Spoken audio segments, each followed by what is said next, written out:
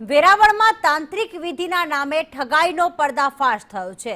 તાંત્રિક વિધિના નામે 76 લાખથી વધુની ઠગાઈ થઈ છે, જેમાં એવું કહેવામાં આવ્યું કે જમીનમાંથી હીરા અને માણેક કાઢી આપવામાં આવશે। આવી લાલચ આપીને વેરાવળની મહિલાને લાખોનો ચૂનો લગાવ્યો, જેમાં સોના ચાંદીના દાગીના અને રોકડ રકમ પડાવી લીધી હતી। પોલીસે મુખ્ય આરોપી મુંબઈથી તેની ધરપકડ કરી છે। ઘોરી બાબા સાથે મળીને આખું ષડયંત્ર રચ્યું હતું અને કહ્યું હતું કે જમીનમાંથી હીરા અને સોના ચાંદી કાઢી આપીશું। આરોપી સામે અગાઉ એનડીપીએસનો ગુનો પણ નોંધાયેલો છે। ઘોરી બાબાની શોધખોળ હાથ ધરાઈ છે।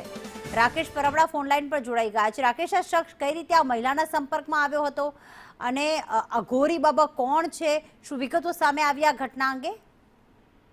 પ્રીતિ, આ સમગ્ર ઘટના જાન્યુઆરી માસની છે। જાન્યુઆરી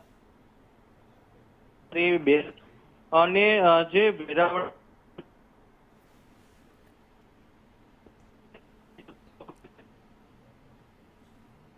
લાગે છે કે સંપર્કમાં કઈ તકલીફ આવી રહી છે, પરંતુ જાન્યુઆરી માસનો આખો બનાવ છે।